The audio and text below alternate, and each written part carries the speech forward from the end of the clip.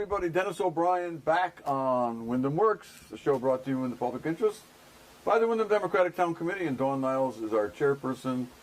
And I'm here today with my usual co-host, our state representative, Susan Johnson. She's been spending a lot of time in Hartford ever since the election, hitting the ground running, right, Susan? Oh, yes, but even during the election and before the election, I've been in Hartford. Right after session, we always start working on the work that we have to do to get ready for the next session. So it's always a lot of work. And as you know, I sit on the Medical Assistance Policy Oversight Council, so we've been working on different types of issues with medical assistance and working on programs for that. And we've also been working on making sure that our students with developmental disabilities have access to all the programs that should be available to them. So we're working on maximizing our efforts in that area. And today I was at the Capitol to work on educational issues. We had an appropriations meeting to work on a vision for the budget for next session, and also education. We had the Commissioner of Education there. Commissioner Wenzel was there talking about the work that's been going on in the Windham Public School System and how well the Windham Public School System is done. And we were there, right, Dennis? We were there talking about Windham Public Schools and how our students are graduating at a higher percentage now since Patricia Garcia became the superintendent. And they're doing great with their math scores. Those things have improved because Superintendent Garcia here in Windham started a summer program for our students. So now they're doing really well in the junior high, so they'll be ready for the kinds of jobs that are available in the technical sphere or going to college.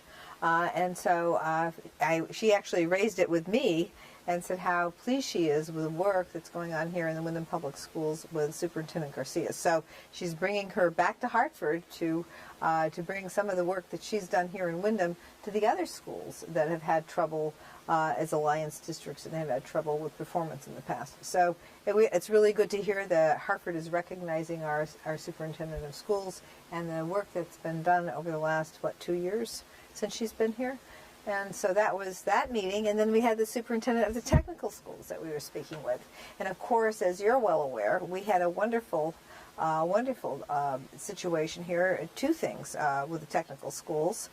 First off, we have the innovation grant that has been awarded to this region to work to bring technology back to this area and enhance the ability for us to work together as a region and coordinate our educational efforts along with our business efforts. And so that program is going to be underway. That analysis will be working with all the towns in the region on that, and it's really brought in money from the Workforce, Eastern Connecticut Workforce One, that it took over once the Department of Labor closed its offices.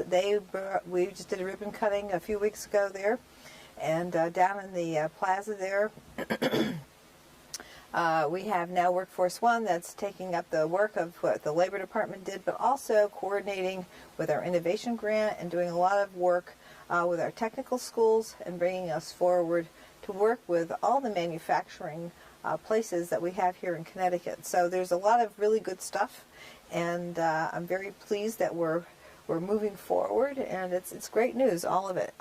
We're working hard. We have a lot of things to do, and manufacturing is really at the top of the list for our speaker to be. Joe Arasimowicz, Representative Arasimowicz, is doing great work promoting manufacturing in the state of Connecticut, and I think that the commissioners in the governor's office, they're all listening to those efforts that are being pushed forward. So our Windham Tech School is doing great work, and our regular Windham school system also is doing great work. So that's pretty much what I focused on today. That's just today, huh? That was just today. All right. That's very good. Okay, well, what was it, a couple Sundays ago, we were at the Wayne Walk for Warmth. Yes. And that's where we met our guest tonight. He is Ahmet Caglar. And welcome to the show. Thank you. First time on television here. Yes. Okay, it's great. We're honored to have you as our guest. And we encountered Ahmet when at the beginning of the program they had a service in the church, in St. Joseph's Church, and they had several local members of churches speak. Jeremy Schwartz, the rabbi, spoke along with one of the priests. Reverend Ann, and of course Larry, Father Larry. Father Larry LaPointe, Yeah. and I think Ahmet was the final speaker. I think you finished up. Yes, sir. And the entire program, which was not a very long program in terms of the speaking, was just so nice, and it made me feel so good. It was a warm feeling that I got, and your speech kind of ended it with a real positive note. And you talked about how despite life having its ups and downs and whatnot, and some people not being too happy about the results of the national election, that you were thankful for all the things that we have.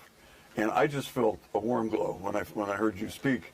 And we talked a little bit after the event with Ahmet, and we talked about him coming on the show. And then last night I saw him up at Eastern at the event that was held by Eastern Connecticut State University, and I don't know, it was a statewide group of I don't know the name of the group. You probably know the name of the group that is interested in church people getting along together, working together, and focusing on their what they have in common rather than their differences. And the focus last night was on Islam.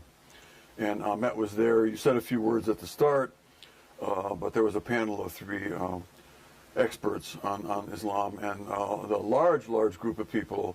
And at the end of the show, it was a show. It was a good show. I approached him, Ahmet, and asked him if on short notice he would be willing to come here tonight and be our guest, and here he is. And we're going to talk about Islam and about your involvement in the community with Wayne, and all about you and Islam, because so many of us have so much to learn. Yes. And it's great for me and for Susan and for our viewers to learn more about Islam. So I think that we should start off with, I think that was partially with the Hartford Seminary, correct? Some of the people who were there with the Hartford Seminary. So, and the seminary doesn't just focus on Christianity, it does the whole range of different religions. Definitely. So Hartford Seminary is one of the teaching campus for the Islamic studies as well as Christianity and Judaism. Actually, it is one of the center for interfaith dialogue for the Abrahamic religions, which is Christianity, Judaism, and Islam. And they are doing great jobs, very much involved in the communities, promoting interfaith. So one of the speakers was a professor, and the title was Honest Conversation with Muslim Neighbors. So basically just to encourage public to come forward and speak up whatever in their mind. So usually they happen to see news, some bad news recent. So they want to get informed, which is less than 1% of the American population, Muslims, around 3 million at the moment. 3 million in America are Muslim? In America, yes. Okay, I just read somewhere where there was 8 million. Right. There are, but yes, numbers has so between 3 to 10 million. So we don't know. Yeah, it's hard to know for sure. Yeah, it's hard to know. Right, because nobody's going out and checking everybody. So I think it would be good also to start talk about what the definition of Islam is. Yes. But overall in the world, it's 1.7 billion to 2 billion. So it is one of the largest faith, right after Christianity, and the growth rate is higher than Christianity. So it will be even soon enough. So the reason I want to share this, we have to get along. There is no other option. Fighting is not an option. It cannot be. So it is over 50 different countries. So this faith came for over 1400 years ago, and it spread around, starting from Middle East and all over the world, and it has been in peace with Christians and Jews so many years, so many decades, hundreds of decades. So it has. So we have except last 20 years or so. So it has been a problem in the Middle East. And I don't think the problem is faith. The problem is ignorance, the poverty. People are economically depressed, in a bad condition. So as a result, we are seeing this kind of what we have today. And the definition of Islam is Islam literally means submission. Muslim literally means those who submit to word of God, the will of God, the teaching of God, and we do believe same God. This is very important. Yes. Yes, and all Muslims believes Jesus, and Mary, Moses, Ibrahim, and so on. So we are, we are pretty much believe all the Abrahamic prophets. Jesus is one of the biggest prophet in Islam. So we have so much common. It's amazing how much we have in common than the difference. And this is really what I love, because I love to start at the beginning of the of where the religions started, the cradle of where all the different religions were. And I think that's so valuable for us to understand that they are all starting from Abraham and moving forward from there. So I think that's Before we get there, I just want to ask a little bit about Ahmet, a little bit about Ahmet personally, and about the local a Muslim community. Yeah. You have an association here, Right. and it's located in Willimantic. Yes. So we have a mosque started around 2 years ago. So after I moved here, and I start asking the friends and relatives. My father-in-law he's a tailor on Main Street for years, and I told him, can we do anything? So he said, why not? Let's start. So we ran a place on Main Street, and now we are in North Windham, small office space, around 200 Muslims around this area. Most of the gas station owned by Muslims in here. Many doctors in hospital. Yes. A good amount of doctors. Oh, yeah. A good amount of professors from UConn. Yes. They live around here. We have engineers, PhD students. It's a very diverse community. So you have a local a mosque. Yes. And you do what you do, what Right. the Muslim people do. So you do a lot of praying. Right. which is something that I've been thinking about this. That after reading a little bit about, I spent a little time today reading about Islam. Yeah. I think I've read about some of it before, but not to any great depth. And about the importance of prayer and the importance of daily prayers. Yep. As opposed to, I'm a Christian, and I get into reading the Bible, and I sometimes slack off. Whereas it seems to me, in the Muslim faith, it seems to be regular. You are more, so I might forget about my relationship with God for a week and concentrate on law or politics. But if you're Muslim, from what I understand, and you're doing what you should be doing, and you correct me if I'm wrong, you are praying regularly, daily, and that reminds you daily of your relationship with God. Yes, that's correct. So prayer or worship is, in the Quran states this is the purpose of life, to have a constant connection with the Creator.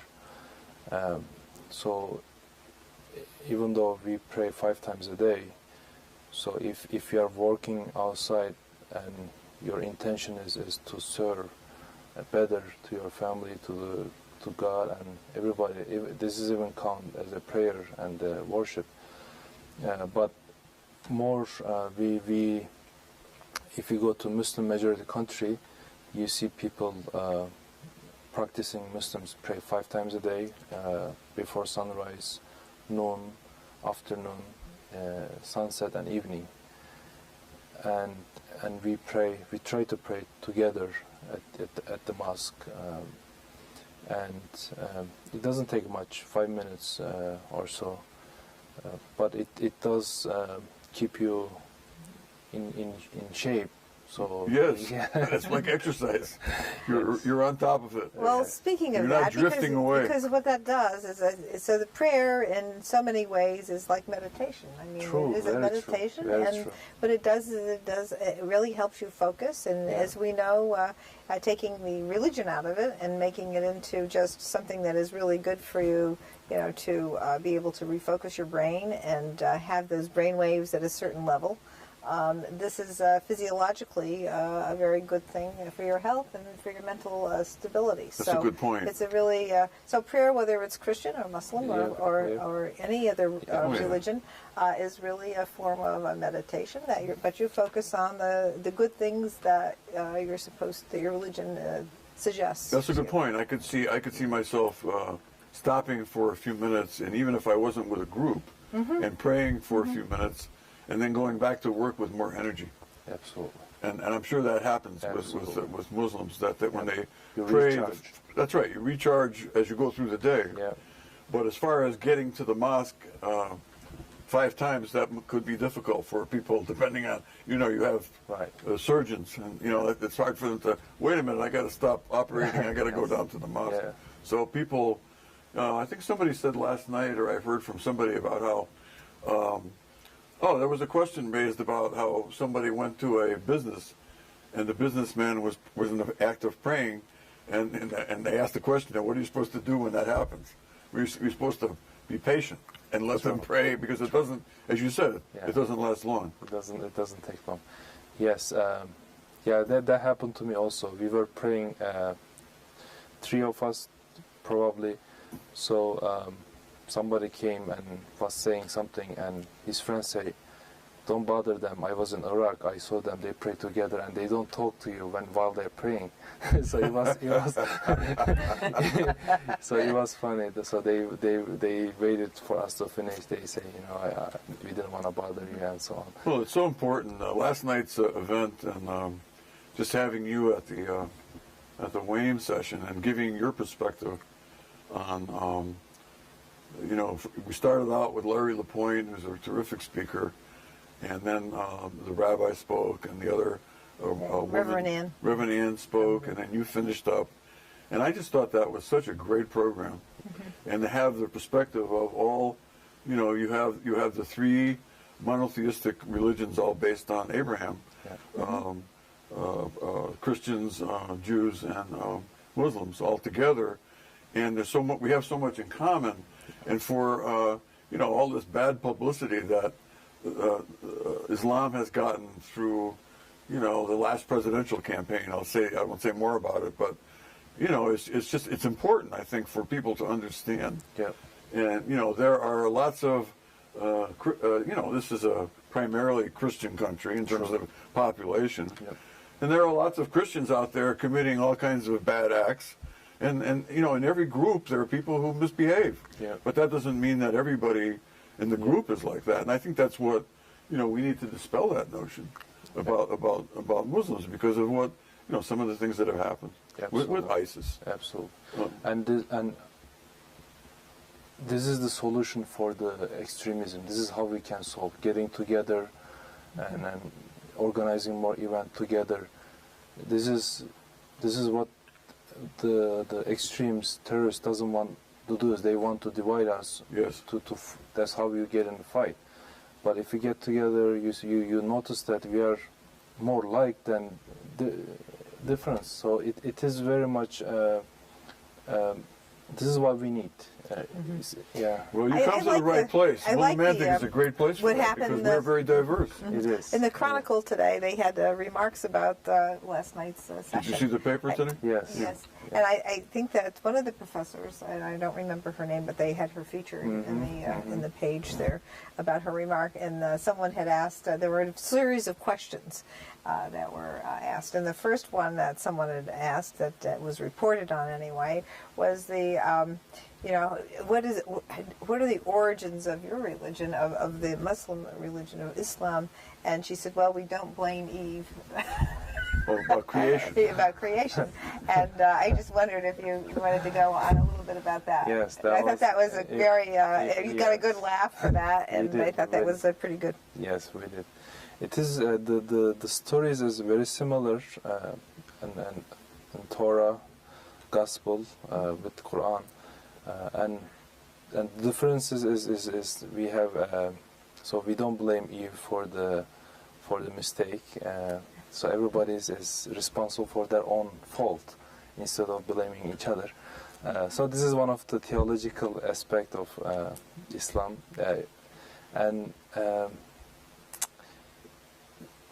but it is unfortunate that the woman in Islam is looked up. Many people from outside, they think the woman has been oppressed and so on. But honestly, at the start of Islam in the spread, the woman has been elevated to one of the highest level in the society. Before the Islam, the woman just like an object bought and sold in the public space. But Islam has brought so much rules and regulations and respect to the woman. So it is very important to share with public this, and most Muslim women, those who practice covering their head, it is by their choice. We saw last night we had two women speakers. One was didn't practice this, and the other did. So everybody is free to do. Nobody is forcing nobody. Yeah, she mentioned that I think the woman from Harvard Seminary who was covered mentioned that she does it voluntarily because she wants to be. It reminds her of her commitment to God. Right. Mm-hmm. Yeah. Yeah, I think that some of the confusion occurs because we don't have enough information between what goes on in other countries and the requirements in those circumstances and what people here of the Muslim faith believe and how they operate here in a free country that is allowing people to practice whatever religion they want and behave in whichever way they want. And so we have that here, and so I think that by informing people here about how people behave here, where you have religious freedom, and other you have societies that are just focused on one religion sometimes. So and they operate in those and just with religion, and then they make rules that are very oppressive because they're really totalitarian societies. They're really not religious societies at all. It's politics. And so what it does is it is definitely politics, and when that's what the founders of our country wanted to do. They wanted to make sure we separated the church from the state and didn't have that kind of religious control and let people go off and do whatever they want to believe in. But in terms of our government and how our government operates, we want to make sure that we let everybody believe what they want, do what they want with their religion, and that we are able to, move forward that way. Because of course there are different ideas about how to live in all different religions, even all these denominations of religions. Christianity has, of course, Protestants and Episcopals, and, Catholics. So it's really a whole lot of different divisions. I mean, I have to say that my great aunt was one of the first women to graduate from the Harvard Seminary in 1938, but it was not until 1970 she was able to be a ordained Methodist minister. It took all that time for her to get that recognition. Well, I want to go back to your point though about that's a very good point about the difference between religion and government and politics. And I think a lot of people are judging Islam on the basis of their view of what politics is in the Middle East. The countries are all different. They all have their own governmental structures. They all have their own politics and mores that are outside of the religious areas. But I think because some people here may assume that everybody there is the same, and that it's all related to religion. It may not be. It may be just related to a culture or a political culture. And that is something that I think I haven't thought about. And I consider myself to be, have an inquiring mind. And, I think you have done a great service to all of us by coming to the WAME event and, and talking and getting to know people and having people get to know you. I noticed last night you were in great demand. Everybody wants to talk to you because they're kind of fascinated to have somebody who is not, the run-of-the-mill American Catholic, Jew, or Protestant, or whatever, amongst us.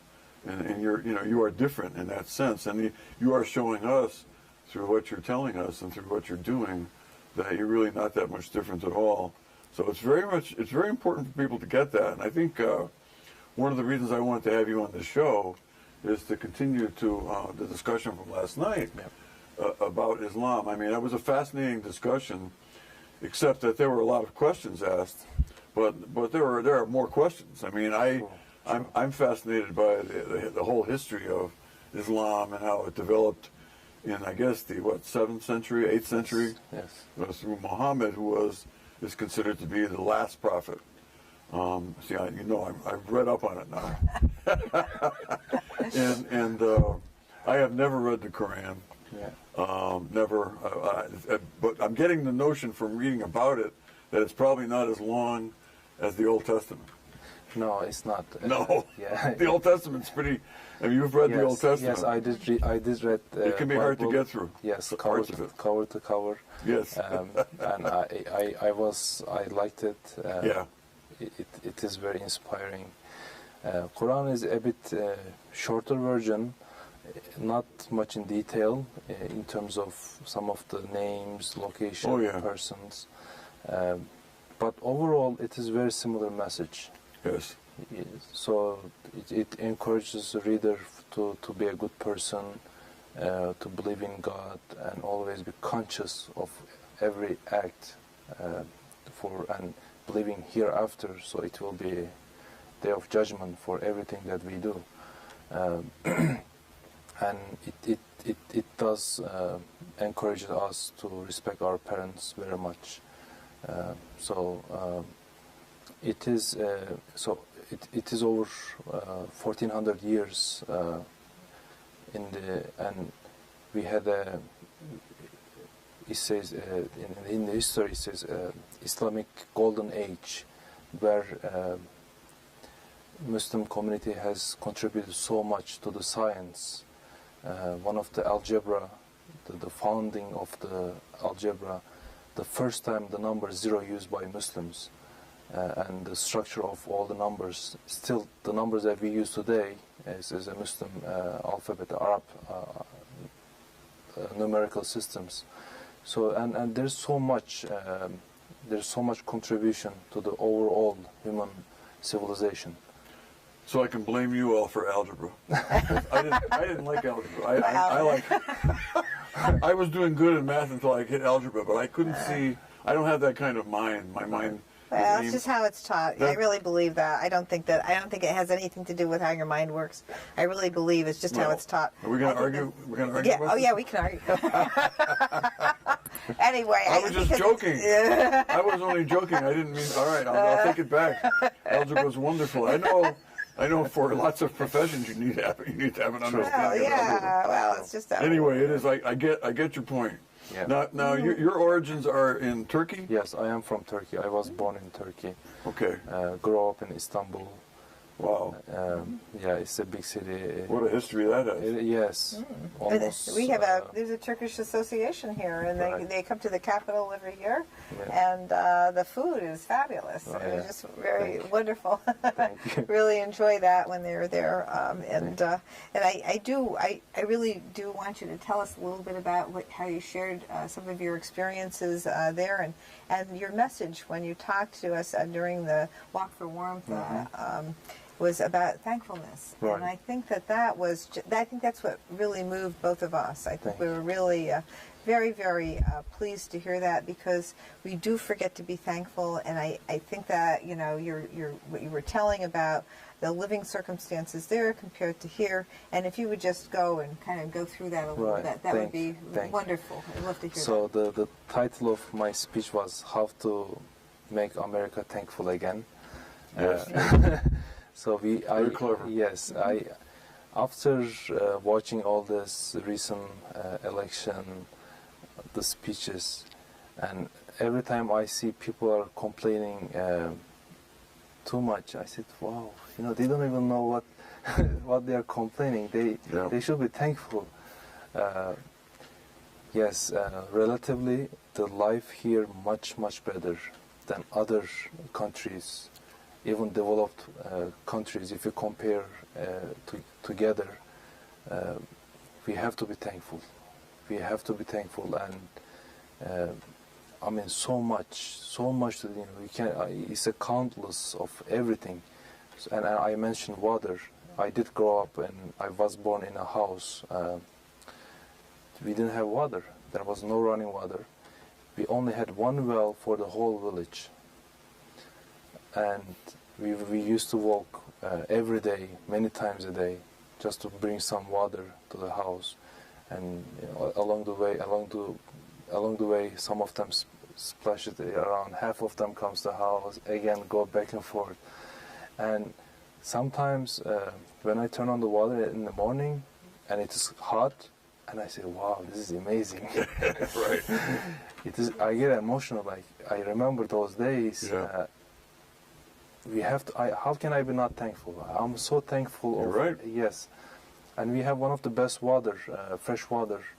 I lived at other towns, but Windham area is one of the nicest. Oh, it's delicious. It is delicious. We Yes. just drink from. Our water department does a great job. They are, and we are blessed. And we are living in a region that fresh water resources is great. Susan's always talking about that wonderful big aquifer we have underneath us. Yes. Yeah. That's right. We're lucky. Well, it's not just the aquifer; it's the level of water that we have all the way up from northern Connecticut, all the way down through the rivers, the Fenton River, and coming into our watershed here. Yeah. I mean, we do have excellent water, and we have a huge amount.